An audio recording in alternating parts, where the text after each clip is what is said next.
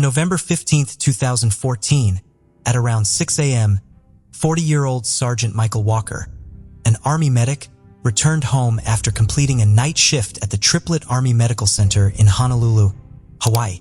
Upon entering the house, he went upstairs and found his wife, 38-year-old Katherine Walker, lying bloodied on the floor of their bedroom. He immediately called 911. Military police arrived at approximately 6:40 a.m., and it took Walker 90 seconds to come downstairs and answer the door for law enforcement. The first responding officer noted that Walker appeared to be speaking with his chain of command on the phone. The officer accompanied Walker to the bedroom, where they found Katherine's body with a bloody knife beside her. First responders soon arrived, pushing past Walker and the officer. Katherine was pronounced dead at the scene from multiple stab wounds to the neck and torso.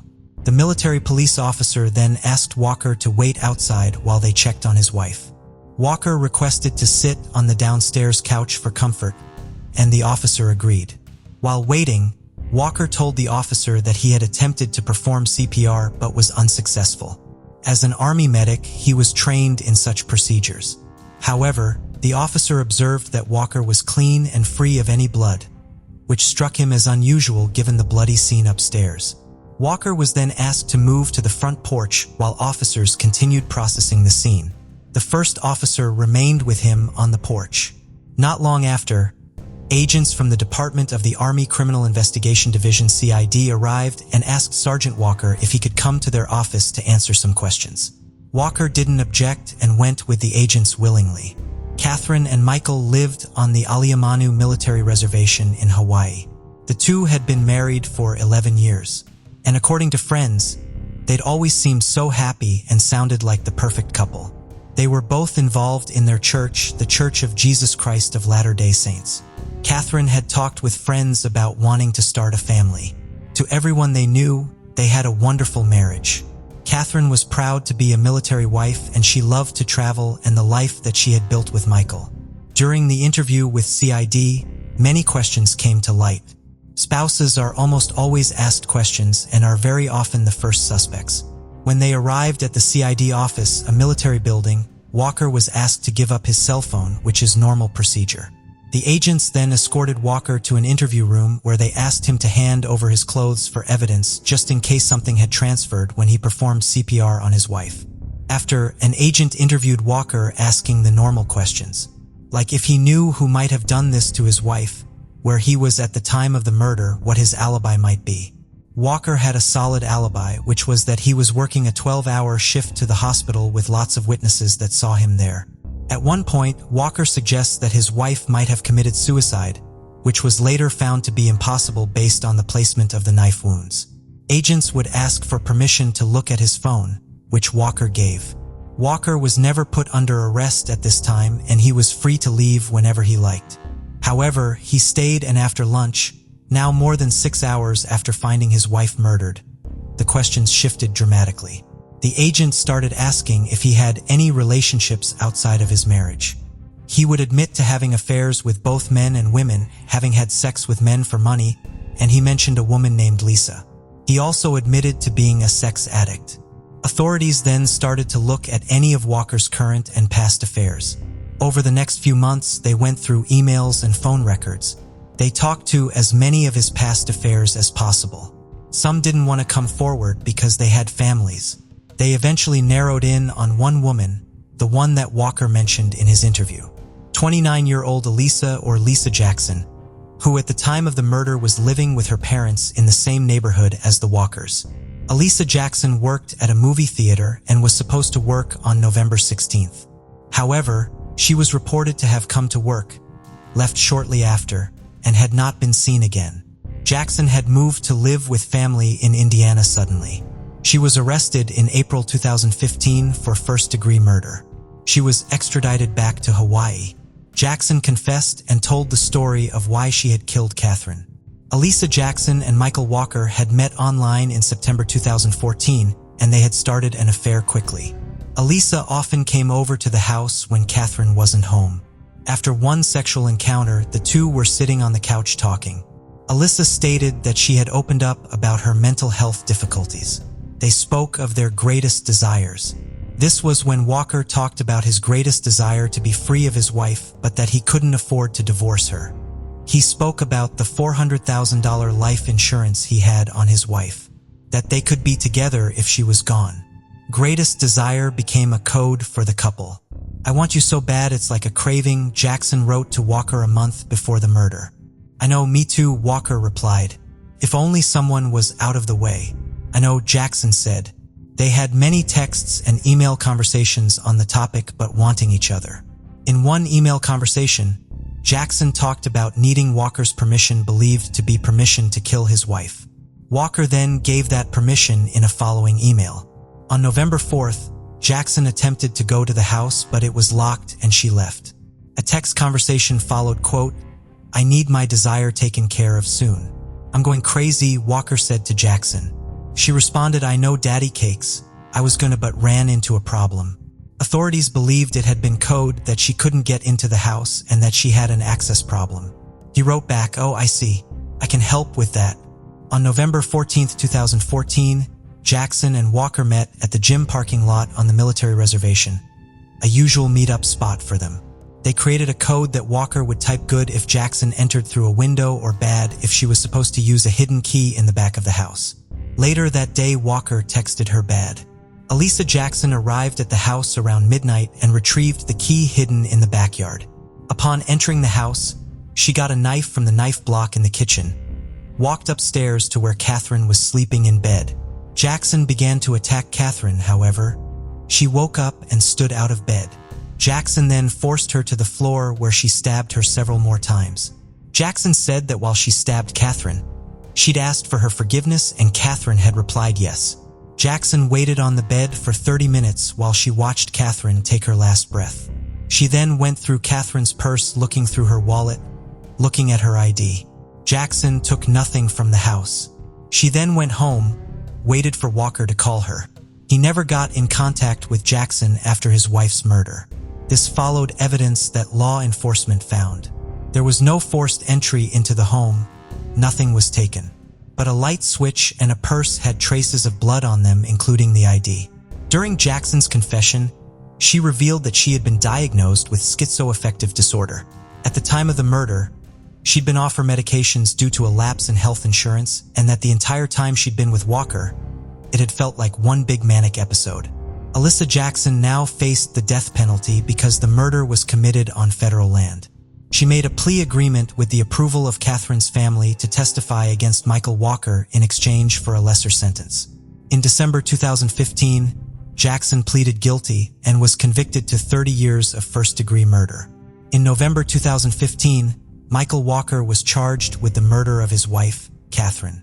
He pleaded not guilty and was initially supposed to stand trial in mid-2016. But in 2016, he was court-martialed with charges of creating child explicit images, the sexual assault of a minor, and physical assault of a minor. While investigating his computer for evidence related to his wife's murder, they found inappropriate communications with a young boy. In 2017, he was sentenced in military court to 3 years in prison for possession inappropriate child materials and 10 years for the assault of a minor. Also in 2017, he filed an appeal to have some of his original video interviews removed from the records as his lawyers were arguing it violated his Fifth Amendment rights.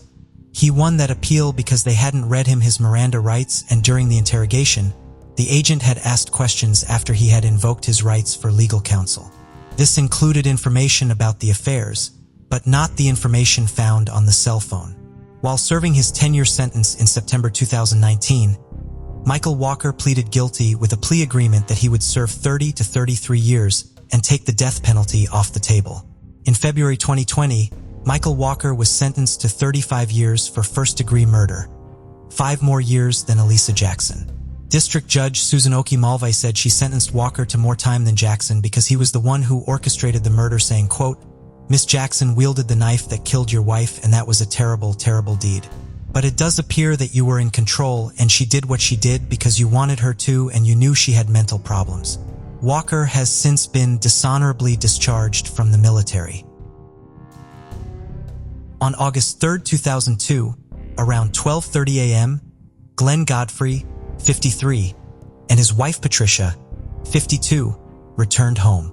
Glenn and Patricia had been married for 35 years, and they had 4 children and 13 grandchildren. He had just retired as Commissioner of the Department of Public Safety on June 30th. The two had recently taken a trip to Afghanak Island. They went fishing, hiking, berry picking, and kayaking. The couple were scheduled to leave on August 6th for Switzerland for the 35th wedding anniversary/retirement trip. The two had been home for about an hour and were in the living room when Patricia started to make her way towards the kitchen while Glenn went to the entryway of the home, opening the closet. Then they were confronted by a woman who jumped out of the closet, and she immediately shot Glenn twice in the stomach and once in the head. The woman ran towards Patricia, shooting frantically, hitting her 4 times in the arm, leg, stomach, and chest. The woman started to fuss with the gun. Experts believe it may have jammed or ran out of bullets. Then she bolted for the garage. Patricia made it to the bedroom where she called 911. She told the dispatcher she'd been shot, her address, and her daughter's phone number. During the 911 call, Patricia reported hearing another gunshot, and she believed that the woman had shot herself. It would take first responders 48 long minutes before they could reach Patricia due to an error with dispatch. They followed the address given by the computer instead of using the address provided by the victim. The address was one of about 5,000 not on the map in the database at the time. Several officers had been interviewed and had been given multiple different addresses that they'd been told to find the victim. It was reported that dispatch had upset Patricia so much she'd hung up on them more than once. She then attempted to call her kids for aid instead. Dispatch did get her to stay on the line, and Patricia prayed for herself and her husband. She begged them to find her, told them that she was in pain, and thought she was going to die. She yelled that all she wanted to do was talk to her kids. First responders did finally find her house. When first responders finally arrived, they found Glenn and the woman deceased at the front door and Patricia alive, but in critical condition. Patricia's right arm bone had been shattered. She had a severed colon, leg injuries, and 1 shot to the chest. However, no major organs had been hit, and after a few surgeries, it was discovered that she'd make a full recovery. The woman was identified as 33-year-old Karen Brand, a vice president of Alaska's Chamber of Commerce, a woman Glenn had been having an affair with for the past year. Glenn had recently ended the affair, and he had recently reconciled with his wife, Patricia, after they had separated for some time. Brand had no drugs or alcohol in her system at the time of the shooting. She had also been harassing both Patricia and Glenn with several menacing phone calls in the days prior to the attack. The gun used was a .44 caliber Magnum pistol registered to Glenn Godfrey. Police believed that Karen had gained access to the gun while she was in the home and stated that they didn't believe that there'd been any plans before that day to murder. In 2004, Patricia received a settlement for the city of Anchorage, Alaska, totaling $700,000. The lawsuit alleged gross negligence and a violation of the right to confidentiality concerning a delayed response to Godfrey's 911 call in 2002. Patricia is believed to still be living in Alaska. On Wednesday, July 15, 2015, 50-year-old Sandra Barnett, wife of ex-NFL Buffalo Bills player Buster Barnett. She was on the phone with a friend when a woman came banging on the door saying, quote, open this door, or I'm gonna kill you." The friend reported to hearing Sandra say, "Are you Lisa Brown?" before the call cut out. The friend tried calling back with no answer. She then tried calling the police but didn't live in the area, so she called a mutual friend. He immediately went and drove by the Burnett house. He then saw a woman standing next to a black Dodge Durango. When he pulled around, it was gone. He called the police and a search for Sandra had started. On July 16th, the Durango was spotted in Clayton County, Georgia. Police gave chase and Alabama state troopers joined when the SUV crossed state lines. The SUV eventually stopped in the middle of the I-20 in Claiborne County, Alabama at mile marker 208. A standoff started, and it would end when Lisa Brown retrieved a gun from the back seat of the car, shooting Sandra in the head before shooting herself. Both women were pronounced dead at the scene. In the SUV, they found handcuffs and a receipt that showed they'd been purchased hours before the abduction. It was later discovered that Lisa Brown had gone to Buster Barnett's work on the morning of July 15th, because she was upset that he'd planned a vacation with his wife to Las Vegas. Buster actually owned the Durango Lisa had used to abduct his wife. Buster had been having an affair with Lisa Brown for years. Police believed that Brown left Buster's work with the intention of abducting Sandra. After knocking on the door, she forced her into the SUV. Police never found what had happened to the woman between the abduction on July 15th and when they were spotted and chased on July 16th. This was also not Lisa's first kidnapping. She was on probation out of Texas for kidnapping her child, who she lost custody of. It had taken authorities more than 3 days to track her down then. Sandra was a beloved teacher at the McNair Middle School where she worked with kids with special needs. Sandra had married Buster in 1987. However, in 2011, Buster filed for divorce. Initially, he was granted the divorce in 2012, but it was overturned when Sandra said she never received the papers saying that they were sent to the wrong address. It is unclear if Buster was living with Lisa at the time. Buster filed for divorce again in 2015. There was no information about why they were going to Las Vegas. Lisa had reportedly been harassing Sandra for years prior to the abduction. Lisa had several mental health issues, which included violent and suicidal tendencies. She'd been in a 2-year relationship with Buster. He owned the home that she lived in, and it's believed that the two shared a residence together. Buster won control over his wife's estate, saying that he had no involvement in the kidnapping or murder of his wife. Courts ruled in his favor because he had never been convicted in civil or criminal court. There's no evidence that he knew what Lisa Brown was planning to do. The death of a young person is always heartbreaking. We often say their life was cut short and that they had so much more to give to the world. For Martha Moxley, those words were not only true but more. Martha never had the chance to grow up or change the world. Her future was stolen from her by a selfish individual who felt entitled to take her life. Nearly 5 decades after her death, Martha's name remains tied to violence, and her killer remains free, leaving her family to fight for justice. In the summer of 1974, Martha Moxley and her family moved to Greenwich, Connecticut. They settled in Belle Haven, an affluent, gated community in the heart of the state. The Moxleys had relocated from California, where Martha and her brother John had been born and raised. Their father, John David, was a partner at a corporate accounting firm, and their mother, Dorothy, was a homemaker. The family appeared to have a perfect life. Both parents were loving, and their children thrived. Martha and John were high achievers at school. Martha, in particular, was very popular. She made friends easily and had an outgoing, vivacious personality. By the fall of 1975, Martha was a sophomore at Western Junior High School. Martha got good grades in school. She was athletic, talented in various arts, with an affinity towards drawing and sketching, and had even been voted the most popular girl in school in her yearbook. Those who knew her said Martha was kind, confident, and easy to get along with. She was upbeat and friendly and was often surrounded by friends. Martha was also family-oriented. She didn't mind spending hours and hours with her family on trips or at home. However, like most teens, she wasn't perfect. Sometimes she would miss curfew, sneak a beer, or get caught smoking cigarettes. However, by and large, her parents noted she was a good kid and didn't have any concerns about her. They trusted her ability to make good decisions and felt she was responsible and level-headed. That summer, she made a new group of friends that she'd met at the Belle Haven Club within the gated community. With her new friends, they hung out at the pool and played tennis. According to her diary, it was there that she met a boy she was dating, but the relationship was very innocent. In the fall, Martha had just gotten her braces off, and she'd also tried out for the cheerleading team at her school. Her diary revealed her excitement for both of those events. Belle Haven was a very secure, exclusive, gated community.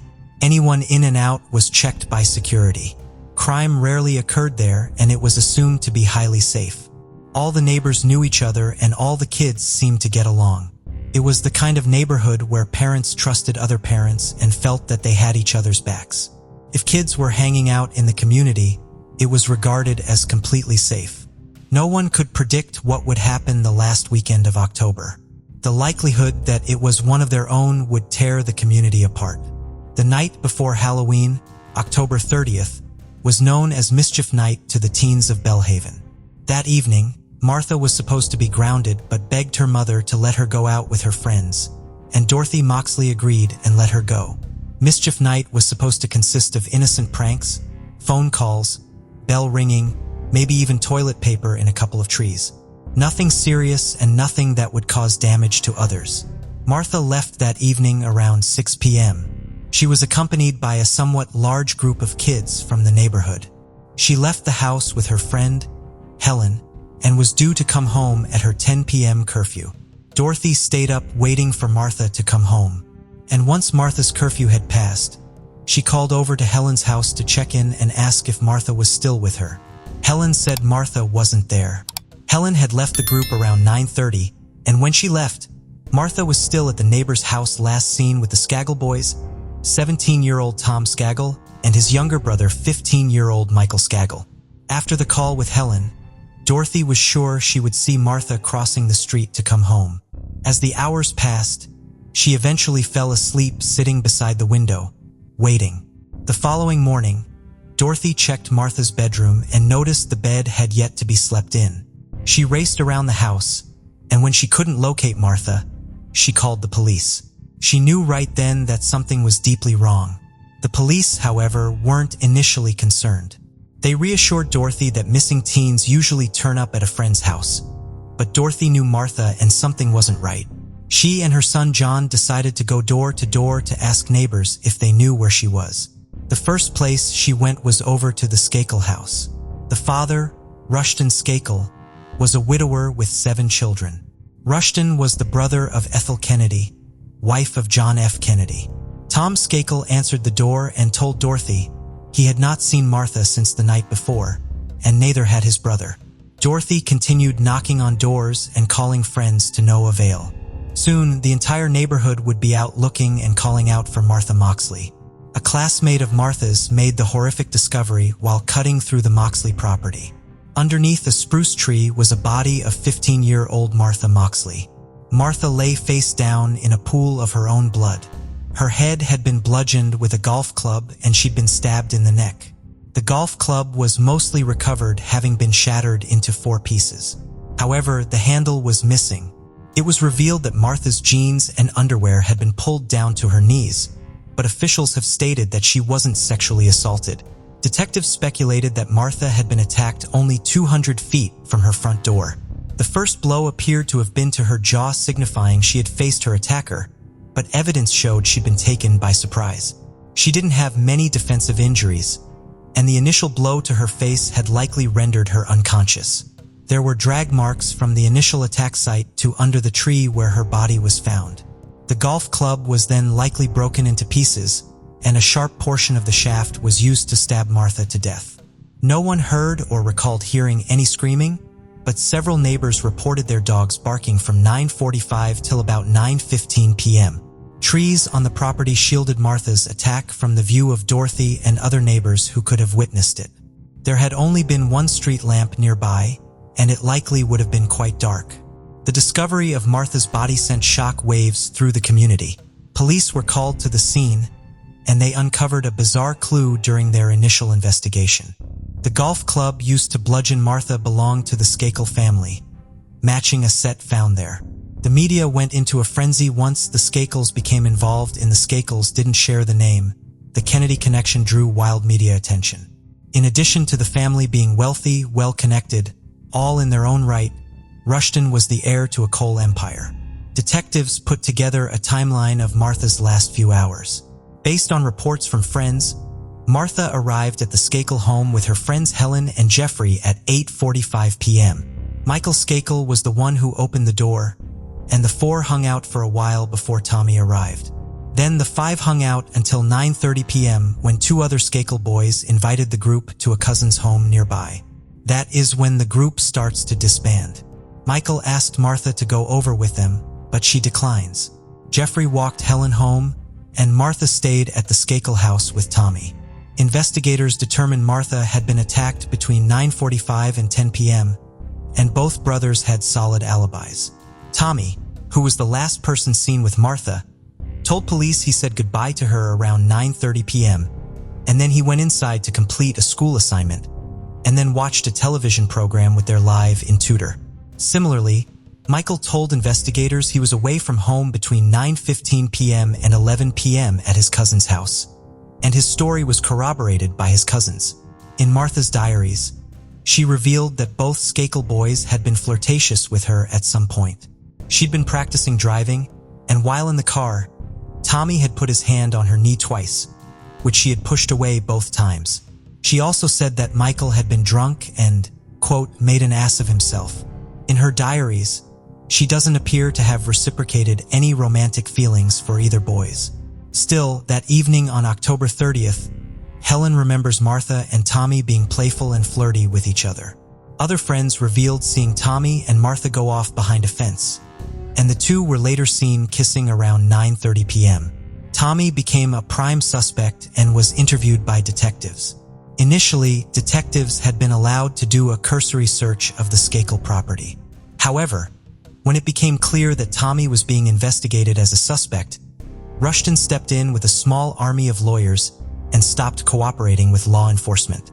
After that, a warrant was never obtained, and law enforcement never went back to the home. Rush and Skakel eventually hired private investigators to conduct their own investigation. Allegedly, this was to assess any potential risks to either of his sons. As both boys' alibis, Greenwich investigators were forced to look elsewhere to 23-year-old Kenneth Littleton, the Skakel family's live-in tutor. Those in the Skakel household claim Kenneth was outside at 9:45 p.m. to investigate a noise and returned around 10:25 p.m. Investigators dug deeper into Kenneth but found no reason for him to want to harm Martha, as the two had never met. Littleton had worked at the Skakel residence for less than a month before the murder. However, he stated he'd seen disturbing behavior from the kids he was supposed to be a companion to. He said he learned quickly that Michael was already developing issues with alcohol. He said once he discovered a chipmunk that had been killed with a golf club and pinned to the lawn with golf tees pierced through its body. He said he approached Michael about the chipmunk and asked if he'd done it. According to Kenneth, Michael responded, quote, "Who else could have done it, Kenny?" Though it needs to be said that Kenneth Littleton isn't the most reliable witness.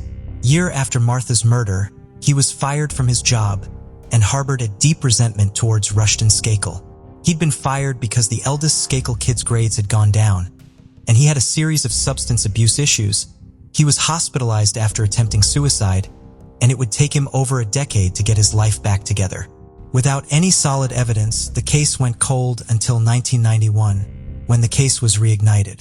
In '95, investigators discovered leaked documents from the private investigators that Rushton Skakel had hired. The documents revealed that Tommy and Michael had lied to Greenwich investigators during their initial interviews. Michael revealed to his father's private investigators that he'd not gone straight home at 11 p.m., and instead he went over to Martha's house, climbed a tree, and masturbated outside what he believed was Martha's bedroom window.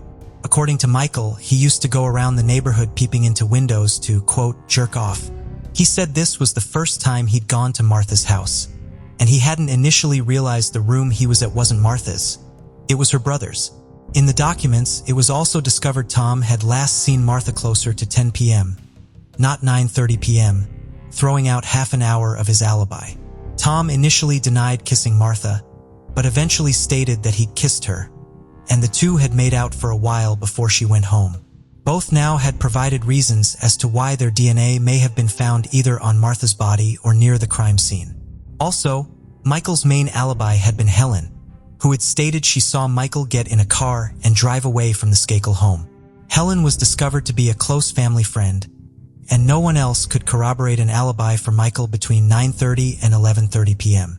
A new witness also came forward, claiming Michael confessed to Martha's murder during his time at the Elon school, saying, quote, "I'm going to get away with murder. I'm a Kennedy." The school was a private institution that was part rehab, part psychiatric treatment facility. Michael was sent there after he caused a severe car accident while driving drunk. However, these claims were never substantiated, and the witness that had come forward died of a drug overdose before his statement could officially be taken under oath. In 1998, A grand jury ruled that there was enough evidence to arrest Michael Skakel for the murder of Martha Moxley. The theory was that Michael had a crush on Martha and that he went into a jealous rage when he saw Martha and his brother Tommy kissing. He then lied in wait for Martha to go home, attacking her with a golf club from his house and killing her. In 2002, audio recordings made by Michael Skakel were leaked to the prosecution. The recordings were for an autobiography Michael wanted to be written, and the audio recordings were used to shop around to different publishers. The unpublished book was set to be called Dead Man Talking a Kennedy Cousin Comes Clean. In the recordings, he detailed what he remembered from October 30th, 1975. The recountings closely resembled what he'd said to his father's investigators, but also revealed that he'd been drunk and had been smoking pot. And he said that he'd been sexually attracted to Martha and, quote, "I wanted to kiss her. I wanted her to be my girlfriend, and I was going slow, being careful. The truth is that with Martha, I felt a little shy. I thought that maybe if we spent the evening together at my cousin's, something romantic might develop between us." After that, he went back to claiming that he'd gone to his cousin's house.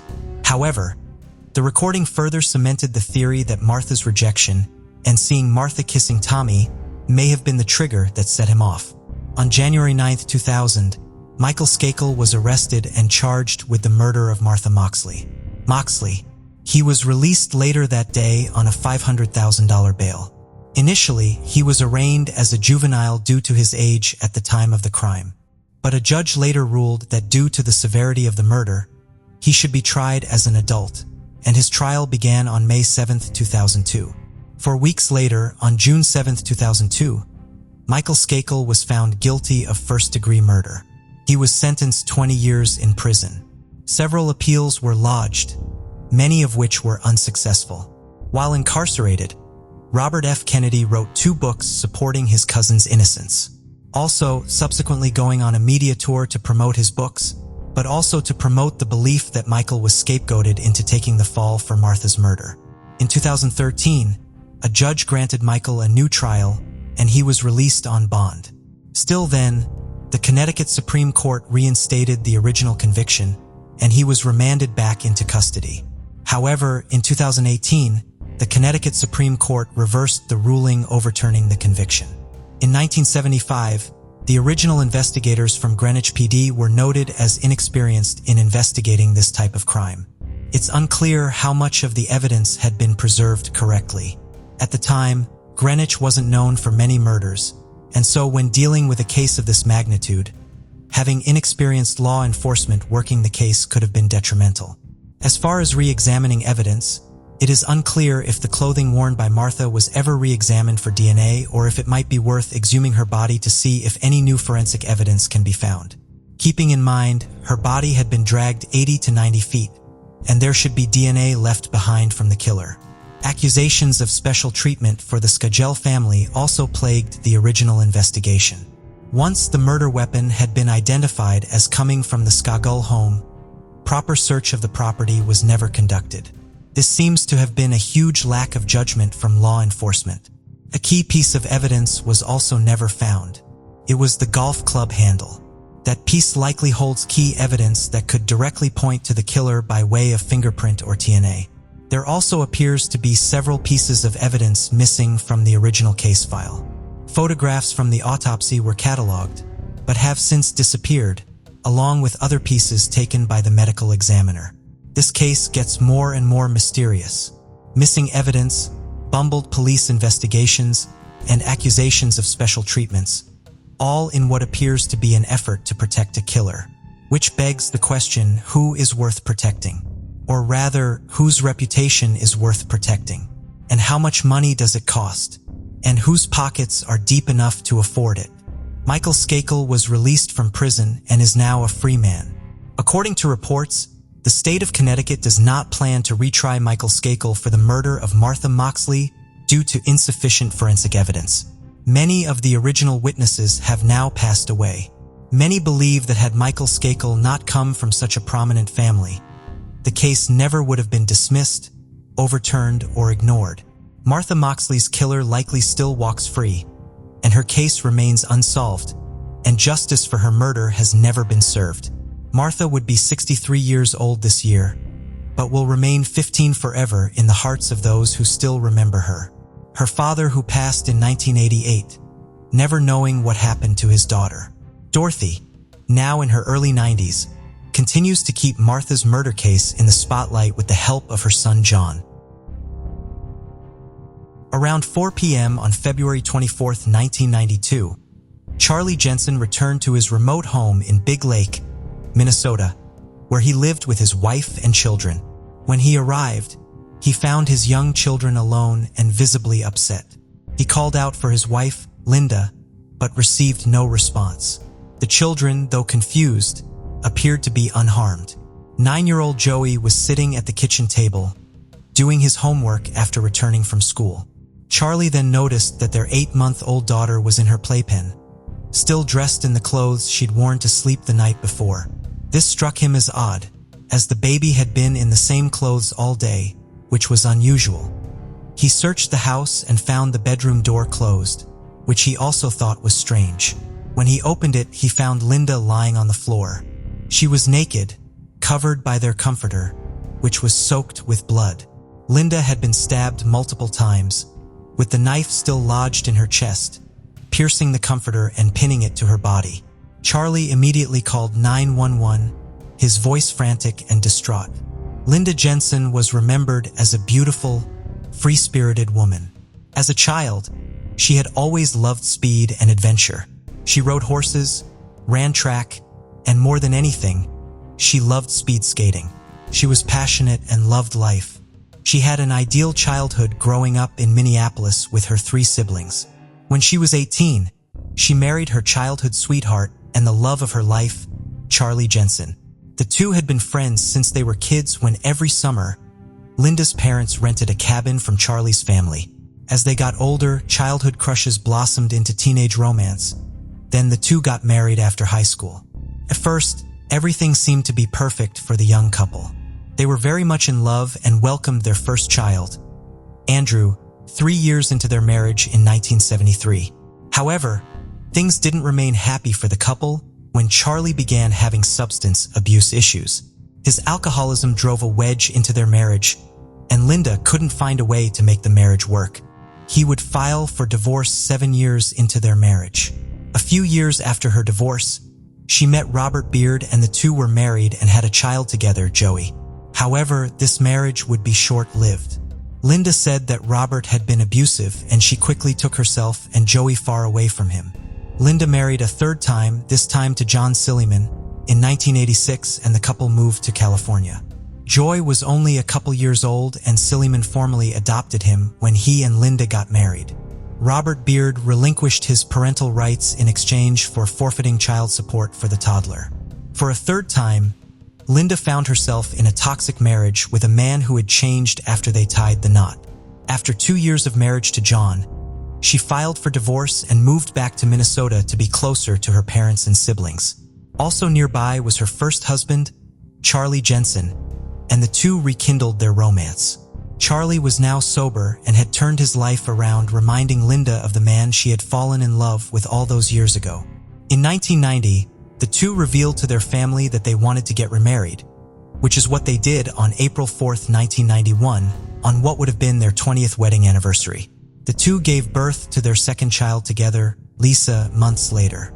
Law enforcement began investigation of the crime scene, and each detective there noted that had been an extremely violent overkill of the victim.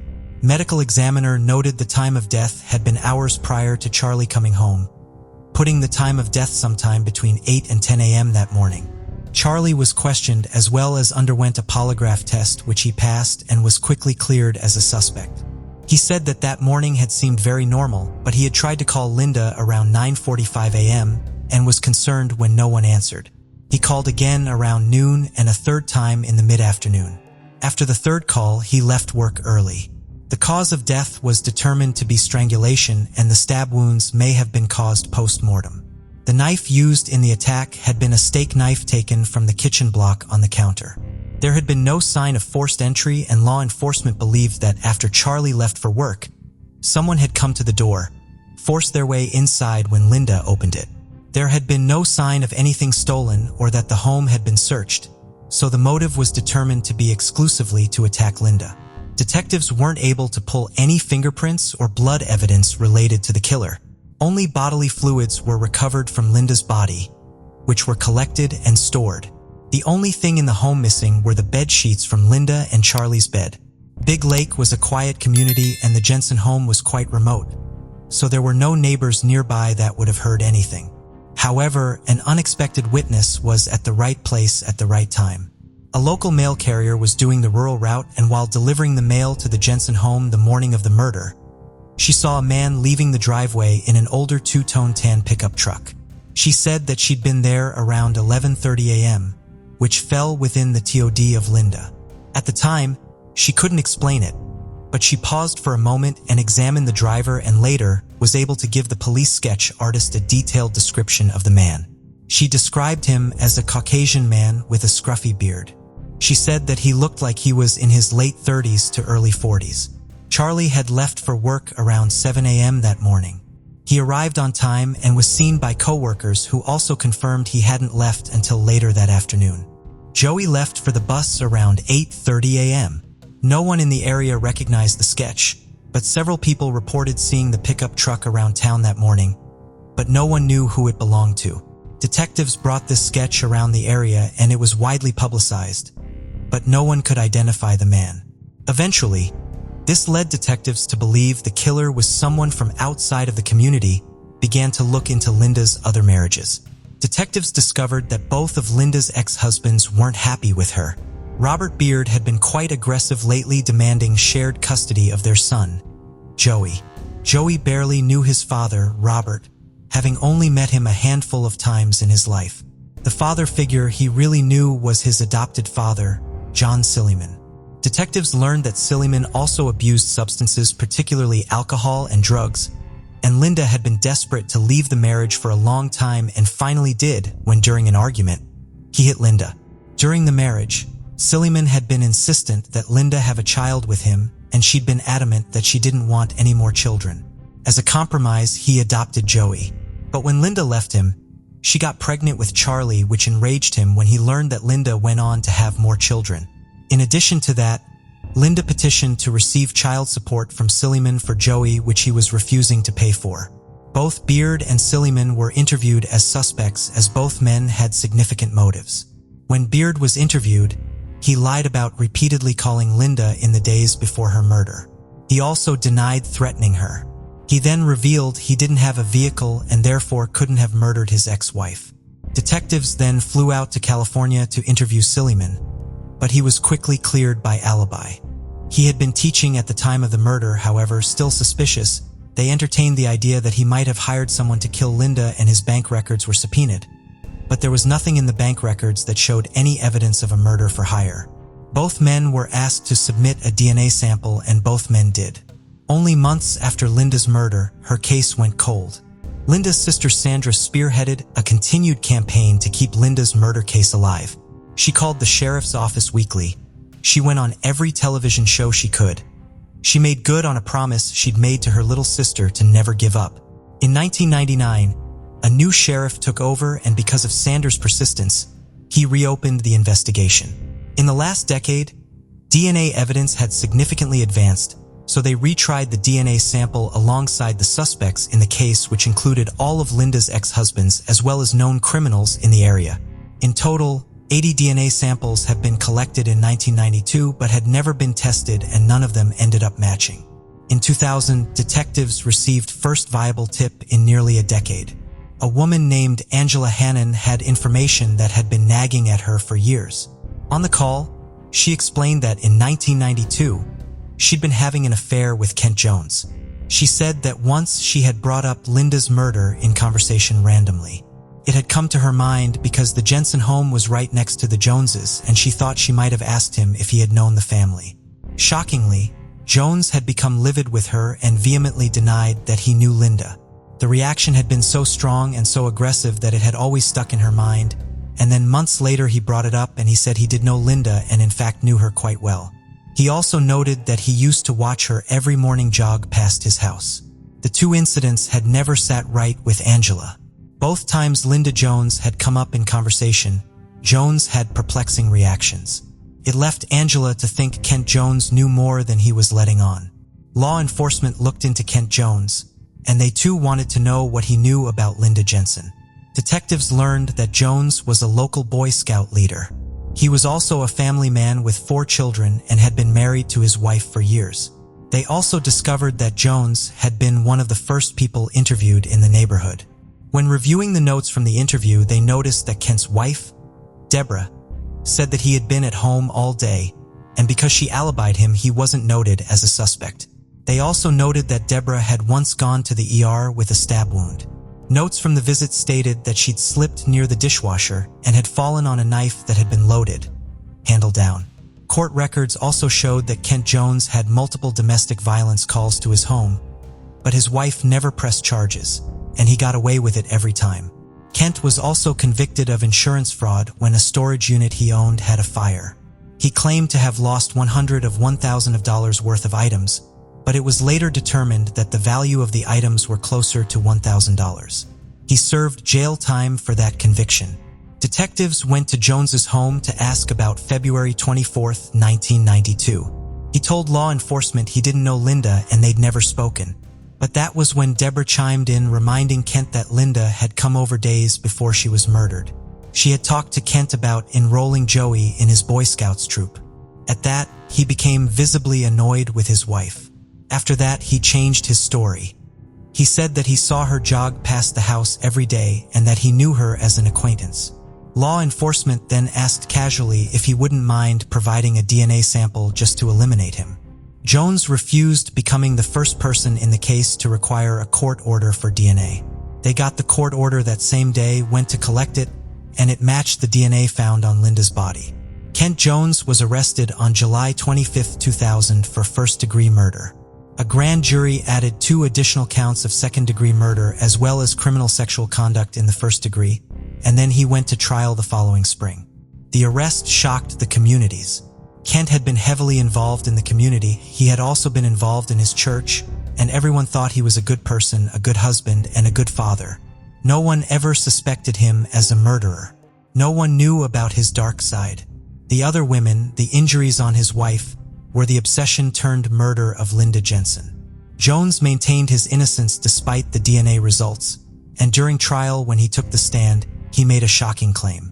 He stated that he and Linda had been having a consensual physical relationship and the two had been together the day before the murder, which he believed would have explained why his DNA was found at the scene. This angered Linda's family, who felt that he had taken Linda's life, and now he was trying to take her reputation. Medical examiner disputed the claim by stating the condition of the sperm collected that day made it unlikely to have been over 24 hours old. After that, his lawyers tried to pin the blame on alternative killers, which included Robert Beard and a man from the fitness center Linda worked out at, but both were cleared with DNA evidence.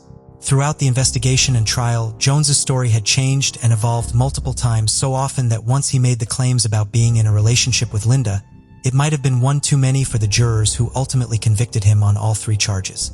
He was sentenced to life in prison, and this should have been the end of the case. It had been a verdict that had set Linda's family free, and Sandra and Charlie had started to move on with their lives. But then in 2004, Kent Jones filed for an appeal. He asked for a new trial on the grounds that the first judge hadn't allowed him to present evidence that pointed to an alternative suspect to the jurors. The motion was granted and Jones was released while second trial began. In 2006, the second trial started. This time, his lawyers were allowed to present evidence that opened up the possibility that 2 other men could have committed the murder despite DNA evidence clearing them. He also revised the timeline. He said that he and Linda had been intimate together the morning she was killed, but he had left before she'd been murdered.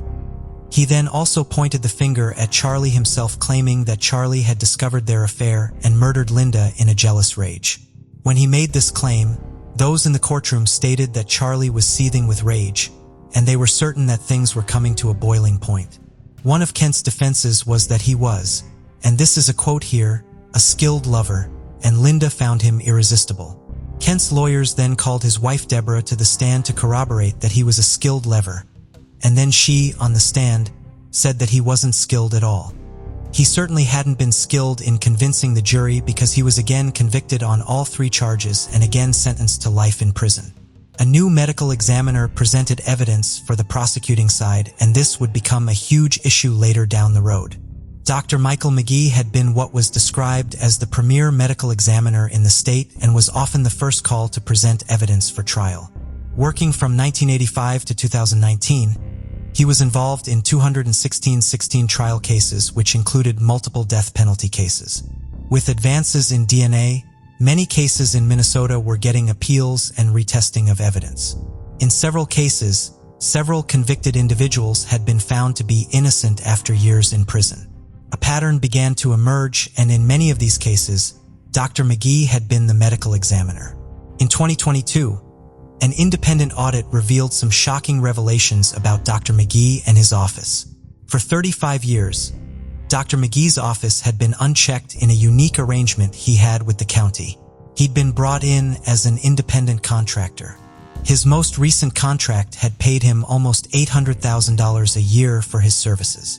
Since he was an independent contractor, not a public service employee, this meant that he wasn't subject to filing records and left him in a position where he was his own boss and no one really examined or audited his work. It also meant that he wasn't subject to keeping his findings public records. This was highly unusual for the industry and really should never have been allowed to begin with. It was also determined that McGee often used unreliable or inaccurate tests and was in a position where he could doctor the evidence to whatever he needed. Many of his methods weren't industry standard and oftentimes were condemned by other medical professionals because they were so inaccurate. This is a medical professional hired and paid to present as accurate evidence as possible in order to make sure people have fair trials. At this time, it is unknown how many cases are being impacted, but several people are being awarded overturns and releases. One of those who are asking for release is Kent Jones, and whatever tests were run on the sample could ultimately have contaminated the evidence in Linda's case. Unfortunately, Kent Jones could walk free or subject Linda's family to a 3rd trial. Only time will tell what happens next. At this time, Kent Jones' next opportunity for appeal is in 2030. For 27 years, a woman known only as the Lady in the Fridge remained unidentified.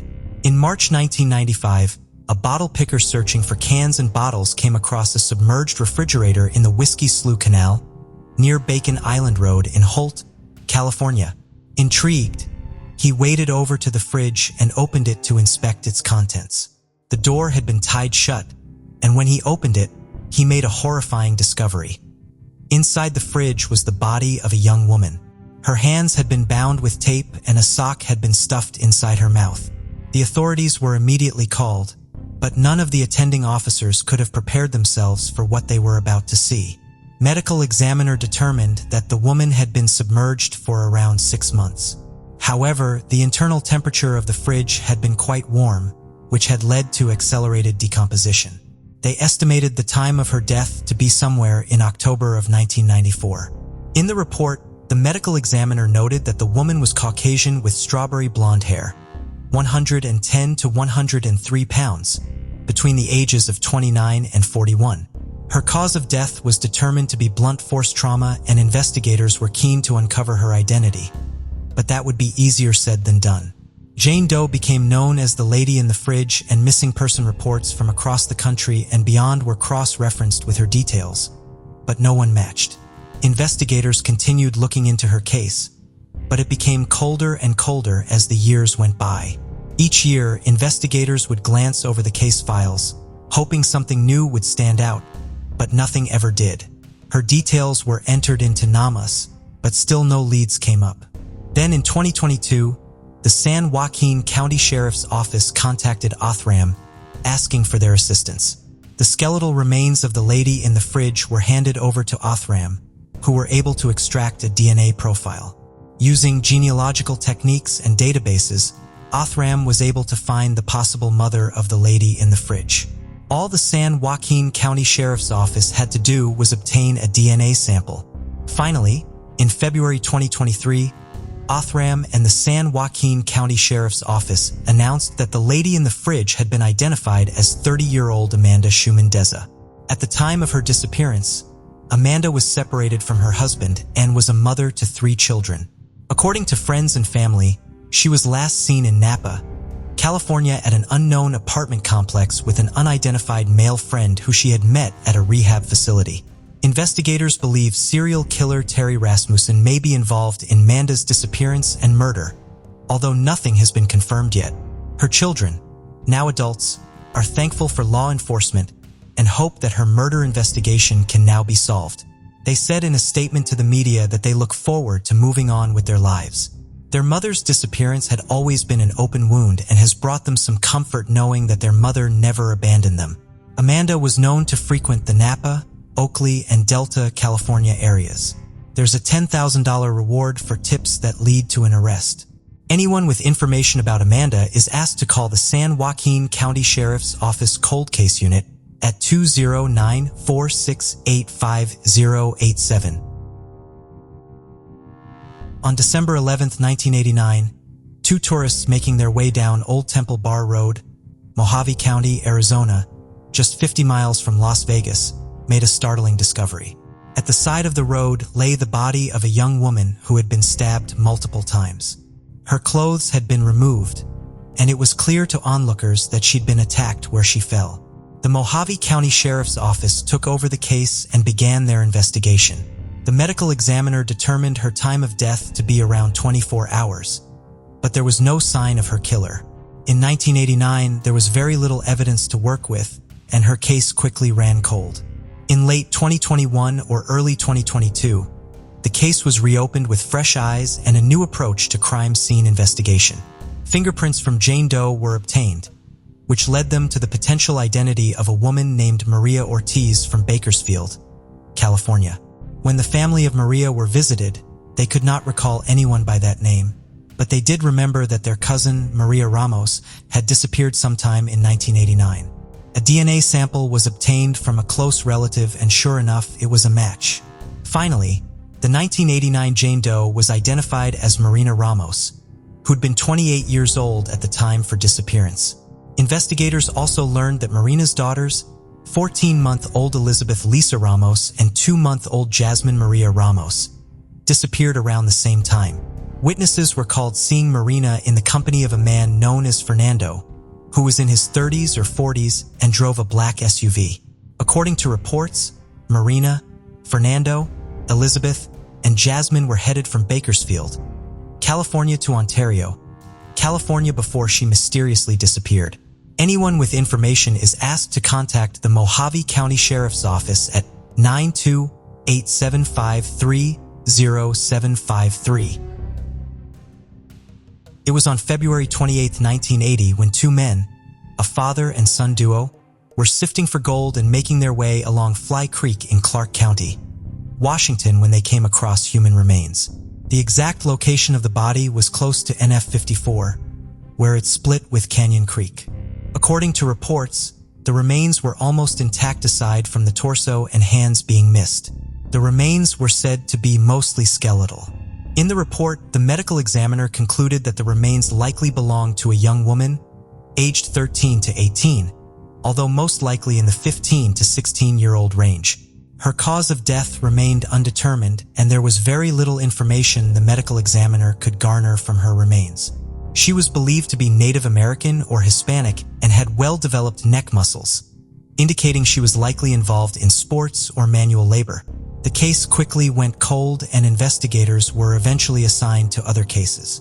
In 2016, the NCMEC and Nikki Costa of the Clark County Medical Examiner's Office created a new 3D rendering of her face from her skull, giving us the first lifelike shot. This photo was widely circulated, but again generated no leads. Then, in 2019, the Clark County Sheriff's Office made a shocking announcement. The Fly Creek Jane Doe had been identified as 16-year-old Sandra Sandy Morton.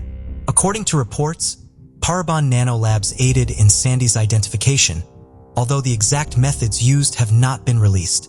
Also at that announcement, they stated that Sandy is likely not a victim of the infamous serial killer Ted Bundy, and anyone who had known Sandy around the time for disappearance is asked to come forward. Sandy was born on April 29, 1962 in San Francisco, California, with the family moving to Washington State when she was still young. In 1971, Sandy's parents divorced and she went to live with her father, Andy Morton, who lived and worked in Vancouver, Washington. Andy's job often had him working out of town, so Sandy often lived with friends or relatives. According to Coin News, Sandy last attended Wilson High School in 1966 to 1967. She was due to enroll at the Newburgh High School in late 1977 but failed to attend her first class.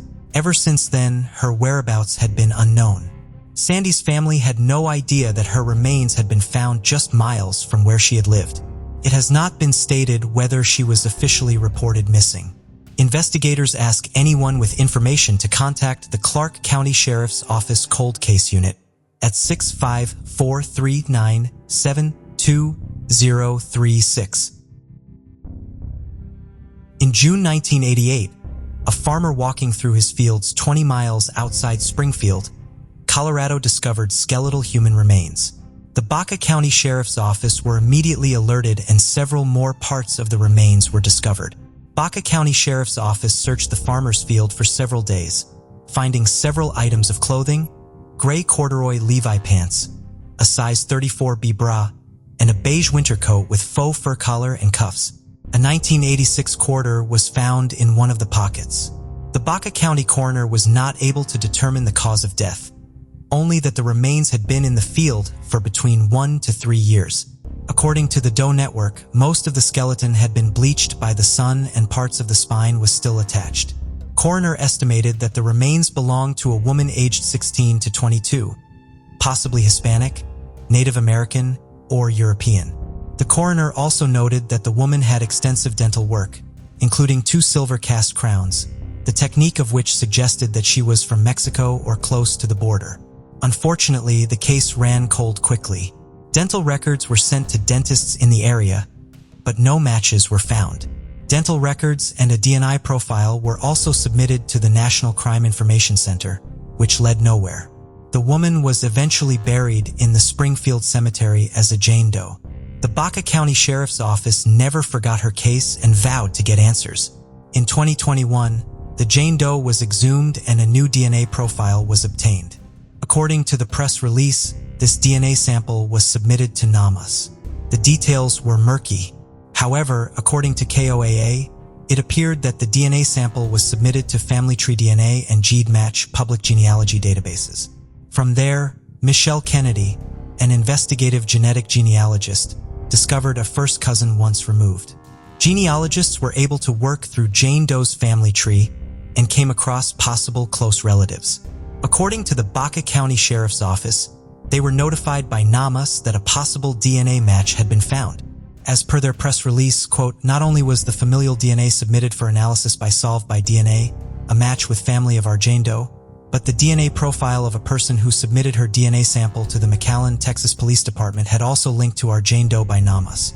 On October 6, 2022, the Baca County Sheriff's Office announced that in 1988, Jane Doe had been identified as Norah Castillo. Norah's daughter submitted a DNA profile to the McAllen Police Department in 2004. Norah was reported missing in 1996, with reports stating the last time she made contact with her family was sometime in 1986 or 1987 via a phone call from Colorado.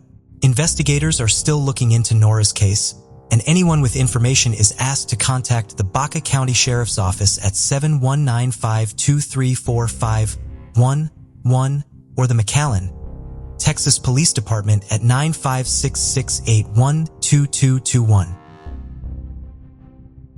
Just outside the bustling city center on Lime Road lived 46-year-old Kieran Dower and her ex-husband, 51-year-old Ashvin. The couple had an arranged marriage in India in 1988 and went on to have 2 sons, Vivek and Shivam. Vivek had moved to Sheffield for work, while Shivam was still living at home, finishing school. In 2014, after 26 years of marriage marked by numerous challenges, they divorced. However, they agreed to continue living together while they worked on selling their house, after which they could both move on with their lives separately. Kieran had worked at a call center for Next for 17 years. Her son described work as a second home for her, with her colleagues like family. Ashvin, on the other hand, often worked long hours operating machines at a factory. Kieran was known to be intelligent, outgoing, and passionate about fashion and makeup. She was also an avid Leicester City fan. Her children remembered her as caring, gentle, and undoubtedly the backbone of the family. A few years after their divorce, Kieran's sister offered to buy the family home. After months of paperwork, moving dates were finally set. The plan was for Kieran to stay a little longer while Ashvin would move out on January 16, 2017. On the morning of January 16th, Shivam woke up and got ready for school as usual. He typically had breakfast with his mother, but on this day the house was empty and it seemed Kieran had left for work early. Kieran arrived back at home a few hours later, just before 2:30. When Shivam returned home at 3:30, he was surprised to see his mom wasn't there. As the cold January day quickly rolled into darkness, worry had started to grow. At about 6:30 p.m., Vivek received a call from his grandmother asking if he had heard from Kieran. He hadn't, and immediately shared the concern, coming over to Leicester from Sheffield as soon as he hung up. It was his birthday the next day and the family would all be celebrating. His mother wouldn't not be returning his calls. She would be calling him to plan the special day. Shivam used the Find My app to try and track her phone. It pointed toward Mayfield Road, about a 5-minute walk away from their house, but it didn't really show anything. Could well be just showing the route she took to walk home that afternoon. The family collectively decided there was no reason to hang about, and they called 999 and reported her as missing. The police took some details and made a log of it, ready to start looking at it the following day. But before their investigation even really began, at 9 a.m. the next day they received another call from one of the neighbors from the nearby Cromer Street.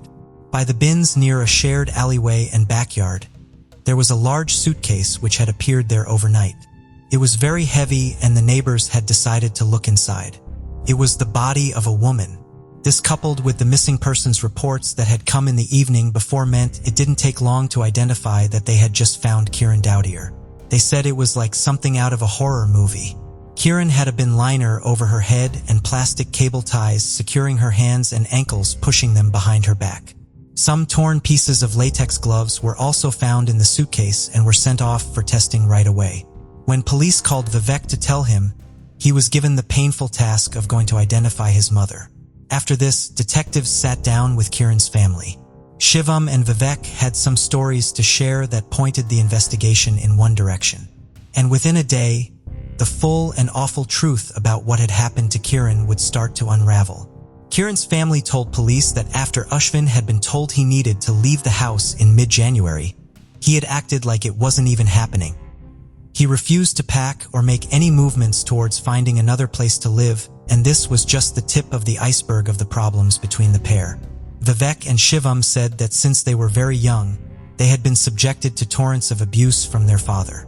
When Vivek was 13, he said that his father had tried to burn him with an iron and would often hit them with things lying around the house. He would often physically hurt Kieran and hurl verbal abuse at her as well. As the years had gone on, the abuse had become worse and Vivek and Shivam were forcing themselves in the middle of the pair in a bid to protect their mother from being hurt. Ashvin soon stopped giving money towards bills, resulting in Kieran working even harder, and he was drinking more than ever, which was adding to the problems. The fact that his ex-wife was allowed to stay in the house and he wasn't was a huge cause of contention, and Ashvin would often lose his temper over it. Kieran had also recently signed up to a dating app telling everybody the divorce was long over and she was excited to move on and meet someone new. When she signed up, Shivam recalled her laughing and saying to him, "What if he ends up killing me?" As Shivam gave the police a rundown of what had happened on January 16th, it became more and more obvious that Ashvin was the only person that showed enough hatred towards Kieran to do something like that to her. Shivam said the second he came home and he realized his mother wasn't there and wasn't answering her phone, he turned to his father and said, "What have you done? I know you've done something." He said that Ashvin could not give him a straight answer. He just stared at him and shrugged. Kieran had been found so close to her home that it made the police's job a lot easier when it came to looking at the cameras around the streets. At 6:19 p.m. on January 16th, 2 cameras on neighboring streets picked up some very sinister footage. The suitcase that Kieran had been forced into was seen being dragged through the streets. And although he had tried to conceal his face, police determined the person hauling it along was Ashvin Dower. 2 days after she was found, Ashvin was placed under arrest and police began to piece together exactly what had happened. Within minutes of her walking through the door that afternoon, an argument had broken out. Ashvin told police that Kieran had started shouting at him because he hadn't packed anything and he was due to leave that day. The argument soon became physical and Ashvin said he had lost control. He hit Kieran over the head several times before strangling her with her own scarf. After this, he forced her into the suitcase and dragged it outside. He then cleaned up the blood and waited for Shivam to get home at 3:30. As Shivam was out and about, frantically trying to find his mother, just after 6 p.m., Ashvin quickly pulled the suitcase back out onto the street before hurrying home half an hour later. Ashvin disposed of Kieran's phone, which was later found on the roof of a nearby business, and he also put all cleaning materials and her bloody clothes into another suitcase which has never been found. After he was charged with murder, testing on the latex gloves came back and the DNA on them, as they expected, belonged to Ashvin. Almost a year after Kieran Dower was found, the trial of her ex-husband began at Leicester Crown Court. Vivek and Shivam both testified, painting an unhappy and rage-filled home caused solely by their father. They said, Ashvin's lawyer asked Vivek, "Did you like him?" "Not the abusive parts," he said. His lawyer said, "Can you tell me something nice he did?" Vivek replied, "No." "You can't think of one thing in your whole life?" she asked. "Can't," he said. The prosecution said that when you put all the evidence together, the CCTV, the DNA evidence from inside the latex gloves found in the suitcase, and his prior history of abuse, you can be sure that the defendant's claim of not having anything to do with and not knowing anything about Kieran's death are a pack of lies. What can be the intention when one person strangles another? The answer is obvious. The defense team were pushing for a manslaughter conviction as Ashburn was claiming it was all self-defense.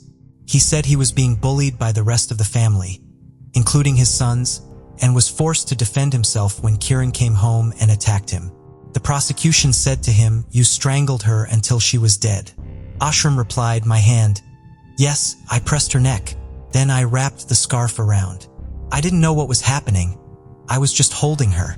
Kieran's family all said this was nonsense and not in Kieran's nature. She would have never instigated anything and lived in a state of fear most of the time. After just a couple of hours of deliberations, the jury found him guilty of murder and Ashvin Dower was handed a life sentence with a minimum term of 18 years behind bars. The judge did not hold back in his sentencing remarks. He said Ashvin was far less intelligent than Kieran and was unable to cover his tracks. He said, "In my judgment, you were arrogant, bullying, and bent upon maintaining control. In short, I'm quite satisfied the course of destruction of your family was a course charted by you. Your selfish pride fueled your anger." She was barely over 5 feet tall and of slight build. She was injured and bleeding. You must have overpowered her easily and had her at your mercy. Of mercy you showed none. The judge also praised Vivek and Shivam, calling them fine young men of whom any parent would be proud. Shivam said he can't remember his last moments with his mother. He said he knew he would have spoken to her before he went to bed, but he couldn't remember what they had said to each other, and this causes him pain every day. He also wonders what might have happened to him if he had come home any earlier and seen what his father was doing. Vivek agreed and said, "I now find myself imagining my brother coming home earlier than expected that day. He would have seen our mum being murdered and I have no doubt that he would have been killed too." Vivek said, "Whilst we can never get our mother back, her strength will live on through us. Every morning I still go on my phone and I text mom good morning as I did every day before. It's the only normal thing that I'm holding on to." Daniel Thomas Coto was born on November 12, 1958, to Carl and Bernice, known as Bunny Coto. They chose his first and middle names in honor of actor Danny Thomas and his lifelong dedication to St. Jude, the patron saint of lost causes. Danny was the couple's 5th son, and they would later have 2 daughters. Carl worked 2, sometimes 3 jobs to support his family, often putting in 12-hour days. Bunny stayed home to care for the children and manage their modest household in the factory town of Springfield, Massachusetts. Danny was a creative and mischievous child, often reminding his mother of Huckleberry Finn. His strong sense of humor made him a favorite among his older brothers, as he had a knack for making them laugh uncontrollably. He never spared anyone from his practical jokes, including his younger sisters. Though he teased them, he also had a deep love for them, often playing with them and even involving his friends in their backyard tea parties. Danny was friendly and outgoing, always willing to strike up a conversation with anyone. However, his antics weren't always harmless. On one occasion, he traded his father's pocket watch for baseball cards, and at the age of 11, he once drove a manual transmission car around the neighborhood. Normally, such behavior would have led to a scolding, but when Carl came home and learned about Danny's unauthorized drive, all he could say was, "How the heck did you learn to drive that car?" Like all his brothers, Danny served as an altar boy at St. Catherine of Siena Parish. His parents were lifelong Catholics who were very dedicated to their faith. The entire Coto family had been active members of St. Catherine's since attending its dedication in 1964. Danny was also a member of the Boy Scouts, mainly so he could participate in outdoor activities like camping and his favorite pastime, fishing. He loved sports and played football, street hockey, or kickball almost daily with the other boys from the neighborhood. He took wrestling and boxing lessons with his classmates and excelled at both. Danny would be happy when heavy snow fell in the winter, as it would give him the opportunity to earn some spending money by shoveling sidewalks and driveways in the neighborhood. However, he would not accept money for shoveling snow from one person, the elderly widow who lived across the street from his family. Starting when he was 8 or 9, he would run small errands, rake leaves, and perform other small tasks for her, refusing any sort of payment from her besides milk and cookies. In 1972, at the age of 13, Danny was struggling with the transition from childhood into adolescence, a difficult process which was made even more difficult for Danny due to several circumstances. Danny's wit and intelligence did not reveal themselves in his schoolwork at Our Lady of the Sacred Heart School, and his tendency to talk and to daydream kept him from excelling at academics. He was held back in the 3rd grade, making him a year older than his classmates from then on. Danny had a naturally strong build, and his love of sports and the outdoors helped him grow even stronger. Danny was physically intimidating to even his older brother's friends. Since he was a year older than his classmates, his naturally larger build only increased the gap in size and strength between him and the other students in his grade. According to one of his friends, Danny was as strong as an ox, but he did not seem to understand just how strong he was, and he would often inadvertently mildly hurt his friends while they were playing. The fact that Danny was so physically intimidating made him a target for bullies. He was not one to start fights, but often he had to finish them as other children would start altercations with him in hopes of becoming the person who could finally defeat Danny. He would often be faced with multiple attackers at once, but he still never lost a fight. Danny was generally even-tempered, but when his temper did flare, it was wild and fierce. He would not stand for anyone to insult him or his family. Danny was still an altar server and a Boy Scout, but not all of his activities were as wholesome. Through 3 of his older brothers, he became the youngest member of the Circle, a gang of local troublemakers who took their name from the circular reading area behind the 16 acres library where they hung out. To get around, Danny mainly rode his bike like a typical kid, but he also liked to hitchhike. He would only accept rides from people he knew, like teachers from his school, but this activity allowed him to regularly stay out late, exploring a wider area than his bike would allow. Danny was thrilled for the end of the school week on Friday, April 14, 1972. The following day was the first day of fishing season, and Danny could not stop talking about it all week. Heavy rains throughout the week were creating ideal conditions, and Danny could not wait to spend his Saturday fishing. Danny did not take the bus home from school that afternoon, instead walking 1.5 miles before he hitched a ride from a 5th grade teacher from his school. She dropped him off at the end of his street. Danny's father saw him at 3:15 as he was on his way out to go to work. Carl told his son to go back to the house and help his mother with a rug he had found for their sunroom. Danny said, "Sure, Dad," and took off for the house. Danny helped his mother with the rug and then went back outside to play kickball with the other kids from the neighborhood. Bunny called him inside to change out of his school uniform, and he returned outside just after 4 p.m. His mother assumed he would be going to a scout meeting that evening, but Danny said something about going to a party before he went back outside. Danny ran into one of his friends and accompanied him on his paper route. There were sightings of Danny throughout the neighborhood after this, but his exact whereabouts and activities after 4:30 p.m. are not fully known. Carl returned home from work at 8:30 to find his wife worried for Danny, who had not come home from the scout meeting she assumed he was attending that evening. She called around to Danny's friends, but none of them had seen him since the afternoon. None of Danny's fishing gear was missing, but Carl still went out to search local fishing spots in case Danny had decided not to wait for the morning and for fishing season to officially open. Bunny continued making calls. One of those calls was to Danny's scoutmaster, who told her there had not been a scout meeting that evening. And another was to the family's close friend and former priest, Father Richard LaVine, who had not seen Danny either. Carl returned home from his fruitless search at 11, and 15 minutes later, Bunny called the Springfield police to report Danny missing. They refused to take the report until Danny had been missing for 12 hours despite Bunny's pleas for help since Danny was just a child. Father LaVine called to see if Danny had been found at midnight and suggested that Carl and Bunny try filing a report in Chicopee, the neighboring town where he lived. A police report was finally taken at 2:11 a.m. Carl and Bunny stayed up all night silently praying for their son's safety. Carl went out at 7:30 that morning to search the fishing spots again in case his son had stayed out in hopes of getting an early start.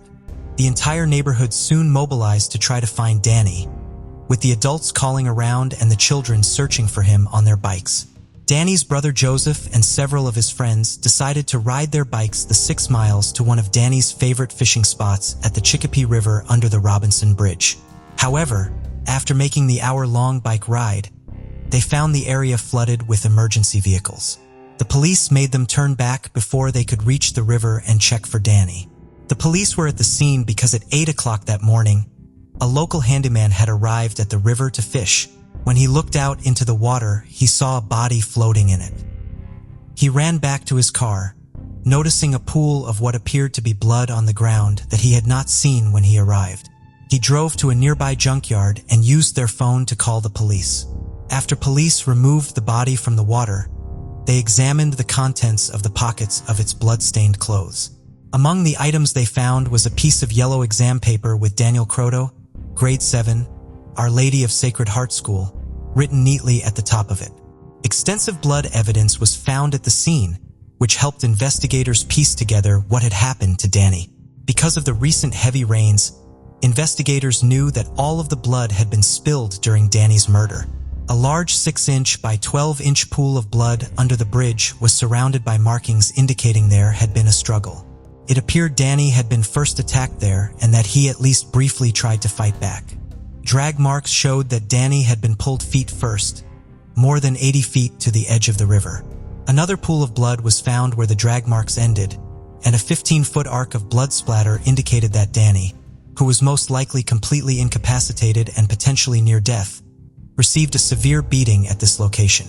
Blood was found on the dirt and on nearby vegetation, as well as on several items scattered along the ground, like a piece of rope and a plastic straw. Most of the blood found at the scene was type O, consistent with Danny's blood type. However, type B blood was found on the rope and the straw found at the scene. Given how severely Danny had been beaten, this led investigators to conclude that the killer had cut his own hands in the process of beating Danny, leaving behind his own blood. 2 police officers went to the Coto family home to notify Danny's parents of his death. Carl was just returning from another search for his son when they arrived. They told Carl that Danny had been in some trouble, which Carl at first took to mean that his son had been taken into custody, and they had to clarify that Danny had been murdered. Bunny knew that something was terribly wrong as soon as her husband and the police came inside and fell, sobbing, into Carl's arms. Carl went with the officers to the Chicopee police station but asked them if they could stop at St. Mary's Parish, less than half a mile from the bridge under which Danny had been found. The family's former priest, Father Richard LaVine, was currently assigned there. When Carl told Father LaVine that Danny had been found dead, the priest offered to accompany him to the police station. When they arrived, Carl was informed that he would need to identify Danny's body. Father LaVine told the police that he would identify the body instead, something Carl took as a kind gesture at the time. Father LaVine identified the body at a local funeral home, and the autopsy was performed. The autopsy concluded that Danny came to his death as a result of multiple blunt injuries of the head with fractures of the skull and laceration of the brain. A massive skull fracture, which could have potentially been fatal on its own, was located just behind Danny's right ear, and his jaw was broken. He had been beaten so severely that his various fractures more closely resembled those caused by high-impact events like car and plane crashes. His face was covered in abrasions, with the more severe cuts on the right side and back of his head. Danny had also been strangled. The nature and extent of the injuries would lead investigators to conclude that the killer had been in a blind rage during the murder. Based on the location of the most serious of Danny's injuries, they also concluded that the killer was most likely left-handed. The autopsy also found that Danny's blood alcohol level had been 0.18 at the time of his death. This was almost double the legal limit at the time and more than double under today's laws. Several wads of chewing gum were found in Danny's stomach. Red fibers were found on his underwear and all over his socks, as though he had been walking on red carpet before he died. The exact time of Danny's death could not be determined. Danny's funeral was held on April 18th. His funeral mass and his interment at Hillcrest Park Cemetery were both presided over by Father LaVine. He had a closed casket service. Father LaVine had told Carl and Bunny on the day that Danny's body was located that they should keep the casket closed because they did not want to see Danny as he was found. Father LaVine had not spent much time at Danny's wig the day before the funeral and left it after he instructed Bunny's sister, Betty, who had just flown in from California, to Bunny's sister Betty, who had just flown in from California, to convince Bunny to keep the casket closed because Danny's face was completely disfigured from his injuries. Danny was friendly and talkative, which meant he could make friends with a wide variety of people. This included adult men. Police investigated several men he was known to associate with, as well as a scoutmaster and assistant scoutmaster. However, within a few days of the murder, they learned that there was one man with whom Danny spent an unusual amount of time and that the same man was a strong potential suspect, Father Richard LaVine. Father LaVine had arrived at St. Catherine of Siena, the Coto family parish, in 1967. He was a new priest, having been ordained in May of 1966. He had barely lasted a few months at each of his first 2 parish assignments due to his disruptive behavior and poor attitude. At first, he was very popular at St. Catherine's. He was considered to be a dynamic priest who took the time to get to know his parishioners and become involved in their daily lives. He dedicated a lot of attention to the children of the parish, especially the boys, many of whom viewed him as some sort of playboy older brother rather than a member of the clergy. However, Father LaVine's reputation soon began to deteriorate. He very much enjoyed rebelling against the more conservative aspects of the church and had very progressive political beliefs, which ultimately created tension between him and his more traditional congregation. Furthermore, Father LaVine's extreme temper created problems at the parish. He would scream at parishioners who arrived late to Mass and once threw a book at the parents of a crying baby. Father LaVine lasted longer at St. Catherine of Siena than he did at his first 2 parish assignments, but he was transferred to the larger parish of St. Mary's in June of 1968, a year after he arrived at St. Catherine of Siena. The Coto family remained close with Father LaVine even after he was transferred. While at St. Catherine of Siena, he had taken a great interest in helping the family. He ate dinner regularly with them and showed great interest in the Coto boys, both of which were considered great honors at the time. If Carl were to be laid off from one of his multiple jobs, Father LaVine would bring the family food from the rectory to help make ends meet and offer to help babysit the children. He would take the Coto boys, along with other boys from the parish, on trips to Vermont or to property owned by his parents where he was building an A-frame house. It was not uncommon for the boys to spend the night with Father LaVine even when they were not out of town, sleeping either at the rectory or at the home of Father LaVine's parents in Chicopee. By the middle of 1971, however, Danny was the only one of the brothers invited along on trips and for sleepovers. Bunny and Carl appreciated the attention and experiences Father LaVine gave their sons, believing the boys would benefit from the priest's influence. Police became concerned over Father LaVine and his possible involvement in Danny's murder just a day after Danny's body was found. Chicopee Police Lieutenant Edmund Radvansky was at the crime scene when he came across Father LaVine walking along the river. The priest asked 2 questions, which the lieutenant found suspicious.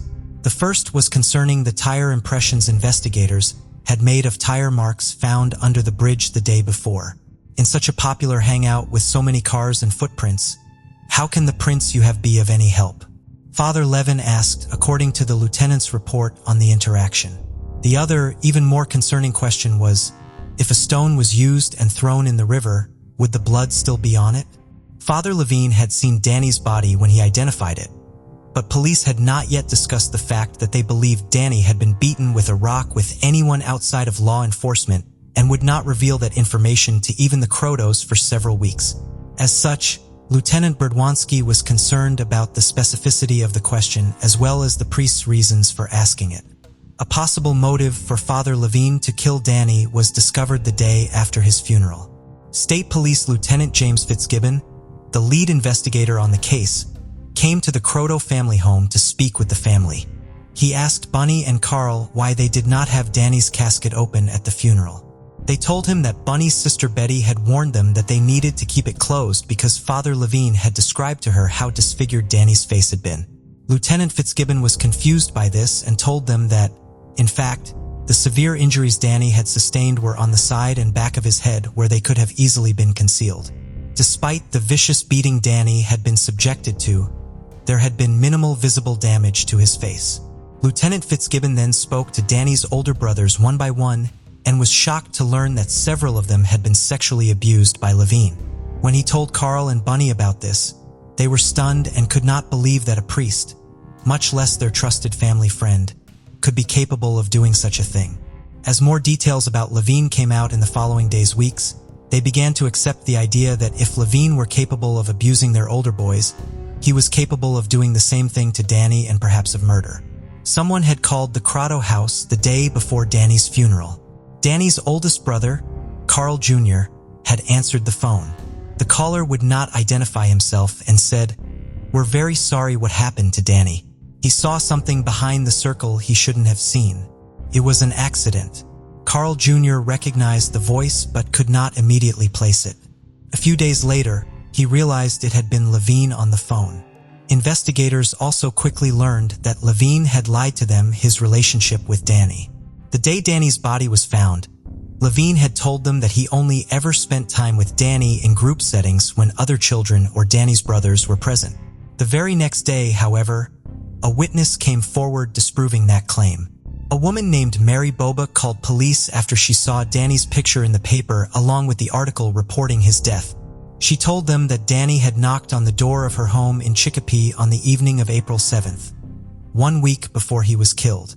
When she answered, he was shivering as it was very cold and windy that night, and he asked her if he could use her phone to call a Father LaVine. She said that he was very polite, and he told her he was lost. This was a strange statement as Danny was in a neighborhood he was familiar with. His grandfather had lived on that street, and he was less than 1 mile away from the home of LaVine's parents, where he had been on multiple occasions. Miss Bobuck let him in to use her telephone, which Danny used to call the rectory at St. Mary's, where LaVine was assigned at the time, and then LaVine's parents' house. She heard him ask to speak to Father LaVine, but not the rest of the brief call. Miss Bobuck offered to give Danny a ride as she was on her way out to go to work. He thanked her but declined the ride and said he would wait outside because the priest would be there soon. Just a few minutes later, a Mustang, one of the 2 cars LaVine was known to drive, arrived, and Danny got into it before it drove off again. LaVine spoke to police again the following day and acknowledged that this incident had occurred. He said that earlier in the day of 7th, Danny had called to ask if they could get together to talk about an upcoming trip to Vermont. LaVine said no, so he was surprised when Danny called him from Miss Bobuck's house that evening. LaVine said he picked up Danny and then drove to his parents' home where he called Bunny to tell her that Danny would be spending the night. He went to bed while Danny watched television in the basement. He drove Danny home after breakfast the following morning and did not see him again until he identified his body. This account contradicted his own previous claim that he never spent time alone with Danny, as well as Mary Bobuck's statement and statements from Danny's parents, who told police that Danny regularly spent time alone with LaVine. Furthermore, LaVine claimed he picked up Danny at 7:30, contradicting Ms. Bobek's statement that he had picked Danny up at 10:30. Ms. Bobek was positive of the time as when LaVine picked up Danny. She was leaving for work, where she arrived by 11 p.m. According to Bunny Coto, she did not receive the phone call from LaVine asking if Danny could spend the night with him until 11:30. When Danny returned home on the morning of April 8th after his overnight stay with LaVine, he was not feeling well, and he threw up several times later in the day. There were several failings in the investigation that would eventually lead to speculation that LaVine was not investigated thoroughly because of the status the church held at this time in Springfield.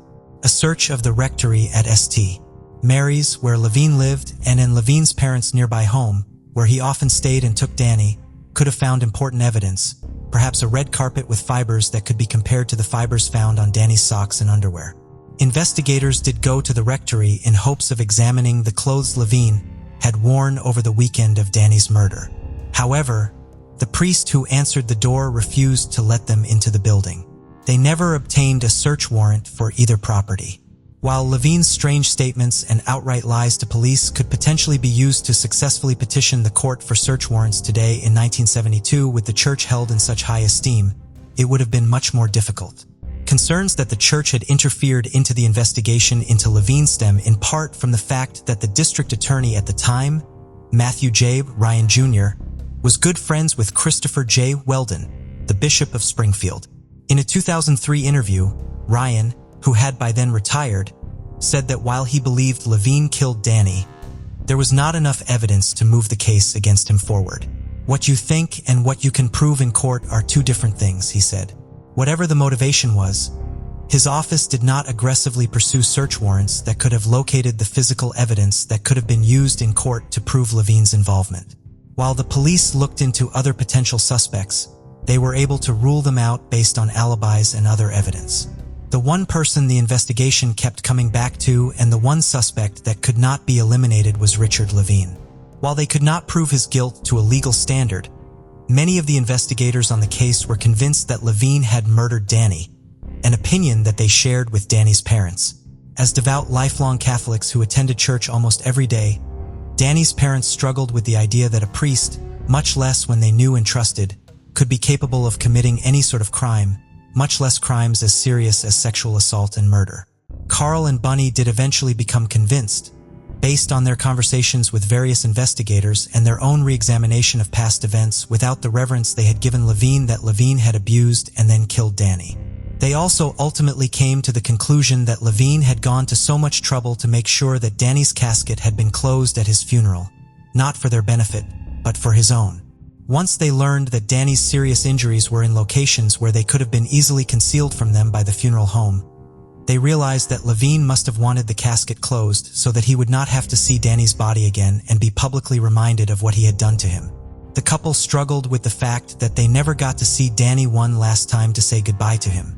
The Diocese of Springfield would later claim to have never received any complaints against LaVine until 1986. However, shortly after Danny's murder, Lieutenant Fitzgibbon met with officials from the diocese to go over the sexual abuse allegations against LaVine his investigation had uncovered, and diocesan records indicate that the diocese was aware LaVine was a suspect in Danny's murder. Lawyers for the diocese arranged for LaVine to undergo a polygraph on May 4, 1972. He was asked 5 questions, asking in various ways if he killed Danny, disposed of his body, or had any knowledge of the murder. LaVine answered no to each question.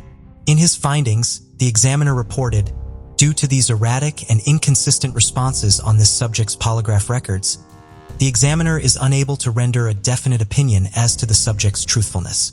The church then sent LaVine to Chicago, where he underwent 2 more polygraph exams 5 days after the first. He was asked the exact same 5 questions and gave the same 5 no's in response to them. This time he passed. The diocese would use these exams as proof of LaVine's innocence in Danny's murder and to justify allowing him to return to active service in the church without restriction. While suspicions about LaVine lingered, Danny's case went cold. LaVine continued working as a parish priest. 5 years after Danny was killed, He would receive a parish assignment that would ultimately result in the horrifying scope of his crimes against children being made public. Once he was exposed as a predator, more and more of his victims came forward, with many of them revealing not just their own abuse but also information that tied LaVine to the murder of Danny Coto. In 1972, Danny Coto's family was struggling to cope with his murder and the betrayal of their close friend and former priest, Father Richard LaVine. After the murder, some of Danny's brothers disclosed that they had been sexually abused by LaVine, and LaVine remained the strongest and only suspect in Danny's case. While LaVine had lied to the police about his relationship with Danny and engaged in suspicious behavior after the murder, authorities did not have physical evidence to tie him to the crime, and the church had returned him to active service as a priest at St. Mary's Parish. LaVine spent 4 more years in Springfield at St. Mary's before being transferred to a parish in North Adams. Then, in August of 1977, the church sent LaVine to Shelburne Falls, Massachusetts, near the Vermont border, to serve at St. Joseph's Parish. He would have a much longer career at St. Joseph's than he had at the numerous parishes he was assigned to early in his career. However, his time at St. Joseph's would result in the first of a series of events which would ultimately expose an unimaginable amount of abuse and assault committed by LaVine throughout his entire adult life and lead to important witness statements regarding Danny Coto's murder. In October of 1991, LaVine was arrested on 2 charges of rape of a child under 16 and 1 charge of indecent assault and battery against a child under 14. The arrest was made after 3 boys from St. Joseph's provided statements about incidents of sexual assault by LaVine that occurred between 1988 and 1991. LaVine was surrounded by church officials when he pleaded not guilty to the charges in court. LaVine was the first priest, ultimately of many, in Western Massachusetts to be accused of child sexual assault. At the time, many people in the community refused to believe that a priest could be capable of something so terrible. LaVine had a large contingent of his congregation from St. Joseph's, who vocally supported him when he was first publicly accused. Those loyal to him described him as a loving and adored priest and believed the accusations were fabricated. At least one member of the congregation suggested that the allegations against LaVine were a part of a conspiracy to destroy the beloved priest. Support for LaVine continued as the legal proceedings moved forward, and as more accusations of sexual abuse were made against him. On Valentine's Day of 1992, LaVine was indicted by a grand jury on a dozen counts for crimes against 5 victims committed between 1982 to 1991. Once LaVine was publicly accused of sexual abuse against children, more and more victims came forward, reporting that they had also been abused by him. By the time LaVine went to trial for any of the charges he was indicted on in February of 1992, 19 of his victims had come forward reporting incidents that occurred as recently as 10 months earlier and as early as the late 1950s. LaVine was first scheduled to go to trial for 1 count of indecent assault and battery on a person over the age of 14 and 1 count of indecent assault and battery on a child under the age of 14 in late June of 1992. However, on the day the trial was supposed to begin, LaVine shocked everyone in the courtroom by changing his plea from not guilty to guilty.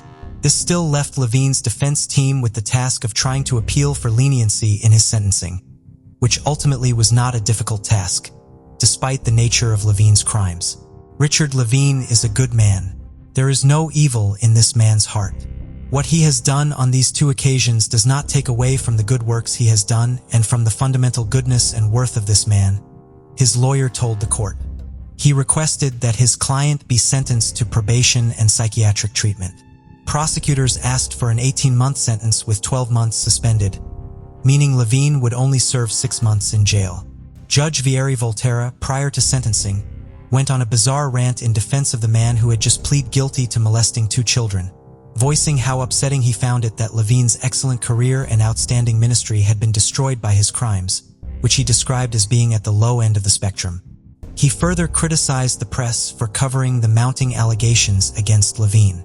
Judge Volterra sentenced LaVine to 2 concurrent probation terms and ordered him to spend 7 to 10 months in the street. Luke's Institute, a church-affiliated treatment center in Silver Spring, Maryland. He did bar LaVine from ever serving as a parish priest or living or working with children under the age of 16 as a condition of his probation. He would later say that he did not send LaVine to jail because he did not view any of the charges against him as serious. LaVine left the St. Luke's Institute on January 27, 1993, and returned to Massachusetts. The diocese did not allow him to return to a parish, but he remained a priest and retained his medical plan in a diocesan pension of more than $1,000 per month. Victims continued to come forward, and he was facing charges in 9 different courts throughout Massachusetts. Ultimately, approximately 50 individuals would come forward reporting that they had been abused, raped, or molested by LaVine. Altar servers from every single parish he had been assigned to as a priest were among his accusers. 2 of his cousins also came forward reporting abuse, as did 2 nephews of Matthew Ryan, the district attorney at the time of Danny's murder, whose friendship with the Bishop of Springfield was rumored to be part of the reason why LaVine was not aggressively investigated for Danny's murder. Later investigations would estimate that LaVine's actual number of victims was around 250. At least one of his victims committed suicide and several others developed substance abuse problems. In 1994, the Diocese of Springfield paid 17 of LaVine's victims $1,400,000 as part of a settlement and paid an additional $7,700,000 to 46 victims in 2004. LaVine never served any time in prison. LaVine was laicized by the Vatican on November 20, 2003. Thomas Dupre, then the Bishop of Springfield, did not act on his orders from the Vatican for 2 months. He finally announced that LaVine was being defrocked on January 20, 2004. A few months later, the church finally ceased its financial support of LaVine, and he received no further payments after May of 2004. In September of 2004, Dupre became the first Catholic bishop to be indicted for sexual abuse. The charges against him could not be pursued further because the statute of limitations had run out. LaVine's ongoing legal proceedings brought Danny's murder back into the news nearly 20 years after it occurred. A 1991 article in the Springfield Republican disclosed that LaVine had been the only suspect in Danny's case and featured Danny's father Carl critiquing DA Ryan for not pursuing LaVine for his son's murder. The diocese denied there was any cover-up to the same papers that were reporting on the church's decades-old knowledge of LaVine's status as a suspect and the sexual abuse allegations made against him in 1972. Diocesan officials fought against the notion that Bishop Weldon, who had died in 1982, would have ignored the sexual abuse allegations or asked his friend, D.A. Ryan, to stop pursuing LaVine for Danny's murder. Weldon was posthumously accused of raping an altar boy in the 1960s along with 2 other priests. The victim came forward as an adult, and an independent judge would eventually describe his allegation as unequivocally credible. While Carl and Bunny Coto did not publicly discuss LaVine's abuse of any of their sons, they did discuss their belief that LaVine had murdered Danny with members of the media who covered LaVine throughout the years after his court case. This made them the target of harsh criticism and scorn from some of their fellow Catholics. They received angry, hateful phone calls and letters accusing them of being anti-Catholic for daring to accuse a priest of a crime and criticize the church. While Bunny and Carl had struggled with their faith in the years after Danny's murder, they did ultimately remain devout Catholics and active members of St. Catherine of Siena Church. The couple refused to allow the man they believed killed their son or the officials they believed protected him come between them and God. Give up my faith for LaVine, for the good old boy network that protects people like him? No, Carl said in 2002. They can't take God away from us. That's the one thing they can't have, Bunny said 3 years later. While they were confident they knew who killed their son, Bunny and Carl did not ever get to see him brought to justice for the murder. They knew that getting a jury to convict LaVine based on circumstantial evidence alone would be a challenge, even after he had faced so many sexual abuse allegations, and the deference once afforded to him by his position as a priest was gone. If he was acquitted, we could live with that, but why not take a shot?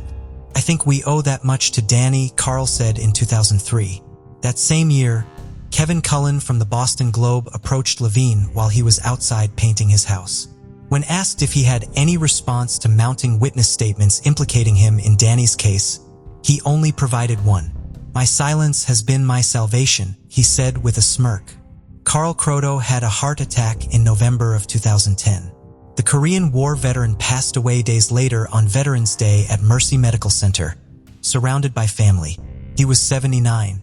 Bunny passed away in 2016, the day before the 6th anniversary of her husband's death at the age of 80. Two of Danny's brothers also passed away while his case was still legally unsolved. Michael Coto passed away in 2009 at the age of 51, and Gregory Coto passed away in 2015 at the age of 60. Danny, Carl, Bunny, Michael, and Gregory are all buried at Hillcrest Park Cemetery. As the years went on and the horrifying scale of the clergy abuse crisis started to become publicly apparent, the absolute trust in the priesthood was destroyed in many Catholics, and the Church lost the deference it had received from law enforcement in previous decades. In 1991, when LaVine was first arrested on sexual abuse charges, the scandal had not yet fully been exposed. While this meant he still had plenty of loyal supporters in his congregation, he was not considered untouchable by law enforcement anymore. Danny's case was reopened in 1991 in response to the renewed interest in it that followed LaVine's arrest. By the time LaVine was finally defrocked, the clergy abuse crisis, especially in Massachusetts, was public knowledge. The notion that a priest, the courts were more willing to rule against the Church when it sought to keep its records from the public. Documents relating to Danny's case were unsealed by a judge in 2004, and a further 115 pages of documents were unsealed in 2008 as part of civil legal proceedings between the Diocese of Springfield and its insurance carriers. In 1993, a sample of LaVine's blood was collected to be compared to the blood from the crime scene after he was compelled to provide the sample by a search warrant. LaVine fought the order in court for 2 years, so the blood was not tested until 1995. Unfortunately, the samples from the crime scene had severely degraded during their decades in storage. The samples were tested in 1996, 2002, 2003, and 2021, but even as technology became more advanced, the samples were too degraded to provide conclusive results. The blood sample from LaVine was important in that it revealed that he had type B blood, the same type as the blood found at the crime scene, along with Danny's type O blood. In the United States, type B is one of the less common major blood types, but that still means that approximately 10% of the Caucasian population has blood type B. While LaVine's blood type did not prove his guilt, it did not eliminate him as the contributor of the blood at the crime scene either. LaVine was also left-handed, as authorities believed Danny's killer was, based on the location of his fatal injuries. In the years following LaVine's sexual abuse arrest, several important witnesses with information relating to Danny's case came forward. Some of these witnesses provided information after seeing LaVine in the newspapers and only then realizing they had important information about an unsolved murder. And some of them were victims of LaVine's, who provided important information when they came forward to report their own abuse. Some of the most important information in the case provided by these witnesses was compiled into a statement of facts written by Detective Michael T. McNally, a trooper with the Massachusetts State Police Unresolved Cases Unit, in 2021. These witnesses are identified in the statement by number rather than by name, and those same numbers will be used here. Witness number 1 was friends with Danny and was also an altar server at St. Catherine's with him. He reported that LaVine would regularly give the altar boys wine from the chalice after Mass and then give them gum, which he ordered them to chew afterwards. According to Witness 1, Danny was frequently alone with LaVine. On multiple occasions, LaVine would drive up in his car while Danny and witness number 1 were outside playing street hockey. When he saw LaVine, Danny would begin to cry and then tell his friend that he had to leave before getting into LaVine's car. The witness knew that LaVine was not taking Danny home as they drove off in the opposite direction of the Coto family home. Witness number 2 had provided a written statement in 1993 after seeing LaVine's picture in the newspaper. The witness had seen a man in his 30s wearing a priest's collar drive out from under the Governor Robinson Bridge between 12:30 and 1 a.m., one weekend back in April of 1972. The car the man was driving was consistent with one of the 2 cars LaVine was known to drive at the time. The driver looked directly at the witness before speeding away. The witness could not remember the exact day of the sighting, but they did remember hearing about Danny's murder within a week of it. When they saw LaVine's picture in the paper, they recognized him as the driver they had seen 21 years earlier. Witnesses 3, 4, and 5 had come forward reporting that they had been sexually abused by LaVine, with their accounts of the abuse providing important information relevant to Danny's case. Witness 3 had been molested while on an overnight camping trip with LaVine, which the Coto brothers had also attended. Danny had been the youngest boy there and was teased and called names by the older boys. Growing frustrated with the teasing, he repeatedly told LaVine, "I'll tell." At that point, LaVine's behavior changed dramatically, which the witness believed was a direct result of Danny threatening to tell something. LaVine told the older boys to stop teasing Danny and began paying more attention to him. Later on, the witness had knocked Danny over, which resulted in LaVine smacking him so hard across the face that he fell to the floor. Witness 4 told authorities that he was regularly given alcohol when he was alone with LaVine. He reported once overhearing LaVine have a conversation with a parishioner at St. Mary's about him being accused of killing a boy. LaVine denied being involved and expressed confusion at why the police were suspicious of him. The witness had not previously heard about the murder and did not know Danny's name. Weeks later, when he was angry with LaVine about the ongoing abuse, he asked him why he had to kill the kid, referencing the conversation he had overheard. According to the statement from the witness, that's when Father LaVine said it was simply an accident and he told me to leave it alone. That's when he started to say that things could happen to me too. I took that as he could kill me just as well. He was very forceful about it. Father LaVine had threatened me before one time when I told him I wanted to get out of the situation, meaning the sexual abuse, and I told him I would go to the police. He had told me more or less that if I did that, I would live to regret it. I never told anyone about the abuse at the time. I wanted to, but I was afraid. Witness 5 also reported LaVine making him drink alcohol. LaVine would sometimes trick him into drinking, giving him a glass and telling him it was water, but when the witness drank the liquid, it was a martini. LaVine also had a terrible temper and a way of making him feel guilty. They also reported that LaVine had driven them past the location where Danny was killed, while police cars were still surrounding the area, and told them that's where Danny Coto was murdered.